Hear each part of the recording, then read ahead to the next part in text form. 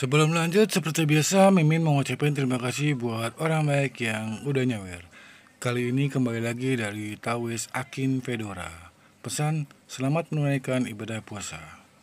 Buat orang baik yang udah nyawer, Mimin mengucapkan terima kasih banyak. Semoga semakin bertambah rezekinya, panjang umur dan sehat selalu. Jangan lupa bahagia. Salam Icikir. Kembali lagi bersama channel kita semua. Jika Anda suka, jangan lupa komen, like dan subscribe, share juga bila Anda berkenan. Aktifin subtitlenya supaya ada tulisan teksnya. Kita langsung ke ceritanya. Perintah Kaisar Naga, Bab 47994801. Sekte Tang. Di sebuah aula besar, beberapa orang tua duduk berdampingan. Ini adalah para tetua dari Sekte Tang. Orang tua yang duduk di tengah adalah Hotner Tang, tetua Sekte Tang. Di depan orang-orang tua ini, tubuh Renli Tang dibelah dua. Ada juga dua biksu yang mengikuti Renli, berlutut di puncak aula utama saat ini, dengan kepala tertunduk dan tidak mengucapkan sepatah kata pun. Tuan Muda Tang terbelah dua oleh pedang. Kedua orang ini gagal melindungi Tuan Muda dengan baik. Pasti ada tanggung jawab. Butuh beberapa saat untuk tangga ke langit muncul, jadi Sekte Tang hanya meminta Renli untuk membawa mereka berdua ke negeri tanpa ilusi terlebih dahulu. Tapi mereka tidak menyangka ini hasilnya. Lalu apakah Dev, biksu peringkat 3 alam Mahayana, benar-benar memotong putra sekte dengan satu pedang? Hotner bertanya dengan dingin. Benar. Salah satu biksu mengangguk. Kalian berdua ada untuk melindungi putra sekte, apa yang kalian berdua lakukan? Kalian berdua biksu transformasi negeri peri, tetapi apakah seorang biksu kecil tingkat 3 alam Mahayana menakut-nakuti nyali kalian? Hotner bertanya dengan marah. Tetua, kami sedikit meremehkan kekuatan Dev pada awalnya, jadi kami tidak peduli. Pada saat saya mengetahuinya, putra sekte sudah ditebas dengan pedang. Kecepatan pedang itu terlalu cepat untuk kita lihat dengan jelas. Biksu yang berlutut berkata sambil gemetar. Mengapa kalian berdua tidak membalaskan dendam putra sekte? Hotner terus bertanya. Meskipun kami berdua bersama-sama menyerang, saya khawatir kami bukan lawan Dev, dan tubuh putra sekte, kami harus mengembalikan tubuh putra sekte. Biksu itu menundukkan kepalanya, tidak berani menatap langsung ke mata tetua. Menyembunyikan kekuatan, Dev ini tidak mudah. Tidak heran keluarga Huo lebih suka membayar 200.000 batu roh peri daripada melakukannya sendiri. Menurut Anda, apa kekuatan sejati Dev? Hotner bertanya. Tingkat kedua transformasi negeri peri. Biksu itu berkata. Tidak, saya merasa mungkin juga peringkat 3 transformasi negeri peri. Biksu lain yang berlutut di lantai berbicara. Tingkat 3 transformasi negeri peri. Hotner perlahan bangkit, menyembunyikan wilayah yang luas, apa yang akan dilakukan anak ini? Bermain sebagai babi dan memakan harimau. Saudaraku, apa yang akan kita lakukan selanjutnya? Apakah Anda ingin membalaskan dendam putra sekte? Pada saat ini, seorang lelaki tua bertanya. Senior, tidakkah menurutmu ada yang salah dengan masalah ini? Mengapa Dev ini menyembunyikan wilayah yang begitu luas? Ada juga apakah ada kekuatan lain di belakang Dev? Kita tidak tahu sekarang. Jika kita terburu-buru membalas dendam, pasti akan mempengaruhi rencana masa depan kita. Tetua Hotner mengerutkan kening dan berkata. Lalu apa yang harus kita lakukan? Mungkinkah Anda baru saja menyaksikan putra sekte meninggal secara tragis dan mengabaikannya? Jika Master Sekte keluar, kita semua pasti akan dihukum. Kata tetua ketiga. Kenapa terburu-buru? Saya tidak mengatakan bahwa saya tidak akan membalas dendam. Sekarang saya akan melaporkan pembunuhan putra sekte kepada gerbang kering dan sekte roh, dan membiarkan mereka berdua maju. Katakan saja Master belum keluar, dan Kiga tidak bisa membuat keputusan tentang acara besar semacam ini. Maka sekte roh pasti akan bergerak. Bagaimanapun Tuan Sekte Roh juga paman dari putra sekte, dia tidak mungkin acuh tak acuh melihat keponakannya yang meninggal secara tragis. Penatua memadatkan matanya dan berkata. Saudaraku, apakah kamu membiarkan Sekte Roh menjadi burung pertama? Kata tetua ketiga. Ya, tidak peduli apa kekuatan sejati Dev dan siapa pendukungnya, selama Sekte Roh mengambil tindakan, segala sesuatu tentang dirinya akan terungkap. Jika Dev tidak memiliki latar belakang dan kekuatan, dan dibunuh oleh seseorang dari Sekte Roh, itu bisa dianggap sebagai balas dendam untuk putra sekte. Jika Dev memiliki latar belakang dan orang-orang di Sekte Roh dikalahkan, maka kita juga akan melihat perubahannya dan menunggu Master keluar. Dengan cara ini, apapun hasilnya, kami tidak akan disalahkan. Penatua menganalisis. Mata tetua ketiga itu berbinar, Anda memang kakak tertua yang banyak akal, jadi ayo kita lakukan. Segera aura naik ke langit dari Sekte Tang dan menghilang ke langit. Gerbang Dao. Dalam bentuk lengkungan yang dibentuk oleh dua bongkahan batu, saya tidak tahu siapa yang mengukir kata Gerbang Dao. Di balik pintu ini, terdapat deretan rumah yang rapi. Biasanya, populasinya jarang dan hampir tidak ada yang terlihat. Tetapi setiap 100 tahun kemudian, ketika tangga ke langit muncul, akan ada banyak orang di sini, semua biksu dari semua lapisan masyarakat.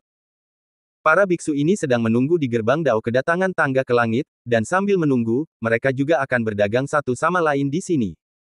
Dev mengikuti dua saudari perempuan Cercei dan Kalei dan dengan angkuh masuk ke pintu. Dev tidak menyembunyikan auranya, apalagi mengubah penampilannya.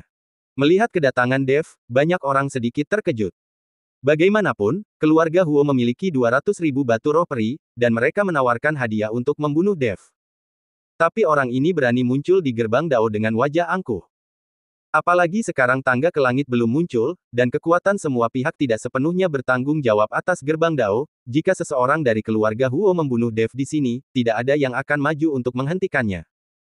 Di kedua sisi jalan, sepasang mata panas menatap Dev dan yang lainnya. 200.000 batu roh peri bukanlah jumlah yang sedikit.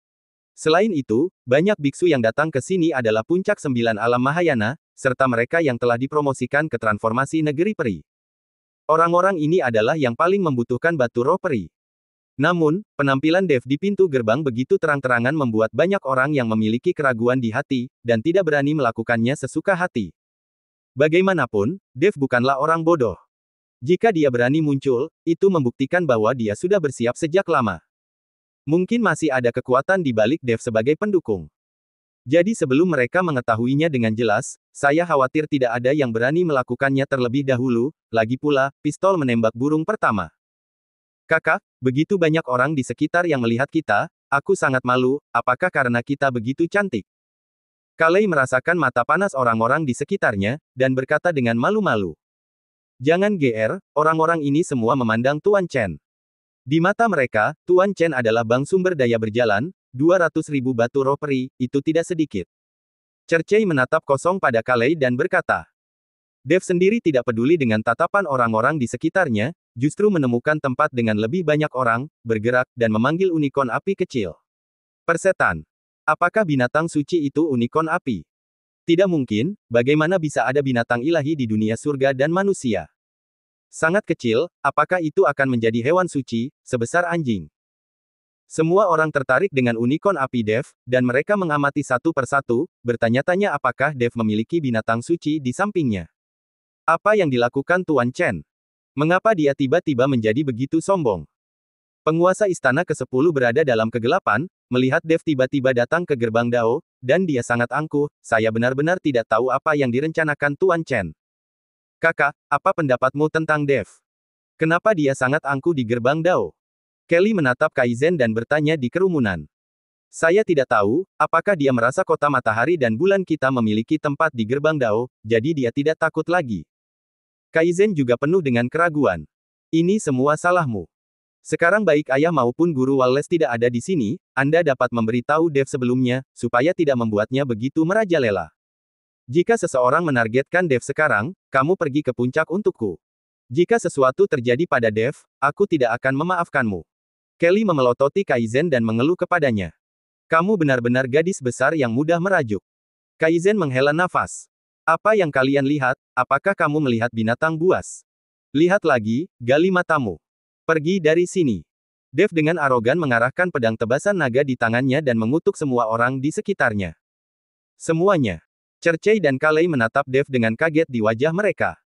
Tuan Chen, jangan menonjolkan diri, mengatakan itu membuatmu sombong, tapi jangan terlalu sombong dan menyinggung semua orang. Jika ini membuat marah semua orang dan mereka akhirnya melakukannya pada kita bersama, aku khawatir tidak akan ada sampah yang tersisa. Cercei mencondongkan tubuhnya dengan gugup ke telinga Dev dan berbisik. Hehehehe. Apakah itu agak terlalu sombong? Dev tersenyum malu. Dev, kamu sudah bertindak terlalu jauh. Segera setelah Anda tiba di negeri tanpa ilusi ini, Anda terhubung dengan vagina kecil lain lagi, kan? Melihat Cercei mengikuti Dev begitu dekat, terlihat sangat mesra, Kelly tidak tahan lagi. Ketika Dev mengikuti Cercei dan Kalei ke pintu gerbang barusan, Kelly tidak senang. Tapi mereka bertiga menjaga jarak, mungkin mereka datang bersama di jalan yang sama, jadi Kelly tidak mengalami kejang. Sekarang Cercei sangat dekat dengan telinga Dev, dia tampak seperti akan berciuman, dan Kelly tidak bahagia lagi. Dev terkejut, melihat Kelly yang marah, dan buru-buru berkata, "Jangan salah paham, saya tidak berhubungan." "Bagaimana kamu berbicara? Buka mulutmu dan panggil kami vagina kecil. Saya pikir Anda adalah wanita kecil, Anda adalah wanita tua." Kalei menyemprot langsung ke Kelly. Jelas, Kalei tidak mengenal Kelly. Jika dia tahu bahwa Kelly adalah putri dari kota matahari dan bulan, dia tidak akan berani melakukannya. "Jangan berani-beraninya memarahi wanita tertua, lihat apakah aku tidak merobek mulutmu." Kelly bergegas langsung menuju Kalei. Kalei tidak menunjukkan kelemahan, bagaimanapun juga, kekuatan Kelly tidak sekuat miliknya. Pada saat ini, tiba-tiba seutas benang sutra vertikal dan horizontal muncul di antara langit dan bumi, dan Vanessa keluar dari kerumunan. Dia tahu bahwa Kelly bukanlah lawan Kalei, jadi dia menggunakan formasinya untuk memenjarakan Cercei dan Kalei secara langsung. "Vanessa, apa yang kamu lakukan?" Melihat Vanessa keluar, Kalei mengerutkan kening dan berkata, "Jelas, mereka semua saling kenal. Itu tidak berarti apa-apa. Kalian dua saudari menjauh dari laki-lakiku. Di negeri tanpa ilusi ini, kalian dua saudari perempuan memiliki reputasi yang buruk. Jangan mempengaruhi laki-laki saya." Vanessa berkata dengan dingin. "Cercei dan Kalei, kamu, laki-laki kamu." Semua orang di sekitar juga terkejut, dan tidak mengerti ketika Vanessa menjadi wanita Dev. Lebih banyak orang melihatnya dengan sikap sombong.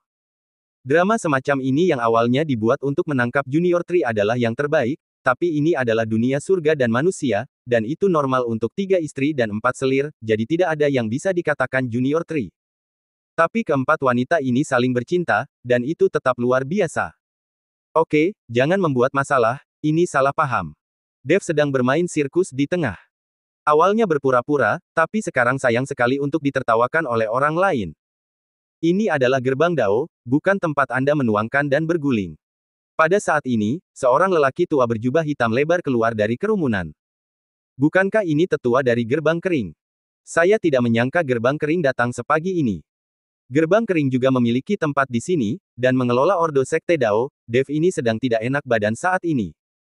Tingkat 3 transformasi negeri ajaib, sepertinya kali ini keluarga Qian telah membuat langkah besar di tangga."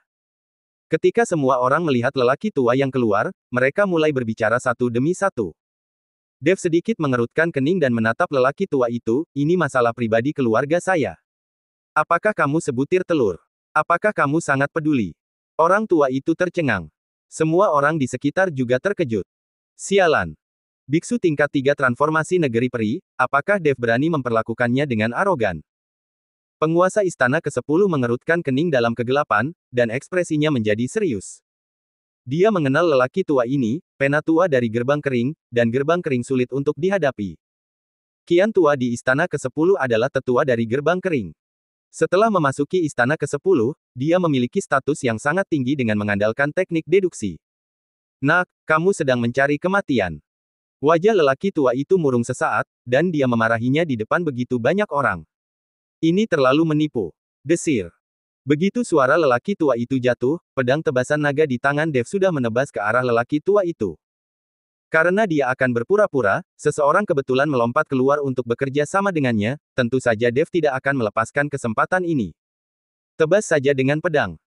Dan tubuh lelaki tua itu dengan lembut berada di satu sisi, dan pedang tebasan naga menebas tubuh lelaki tua itu, tanpa melukai lawannya sama sekali. Dev terkejut, seni deduksi. Awalnya dia ingin berpura-pura, tapi dia tidak menyangka lawannya bisa mengetahui tekniknya, jadi lawan menghitung posisi pedang tebasan naga, jadi lawan dengan mudah menghindarinya. Berpura-pura untuk menjadi hebat, tapi wajahnya malah dipukul. Nasib yang sangat buruk. Bersambung.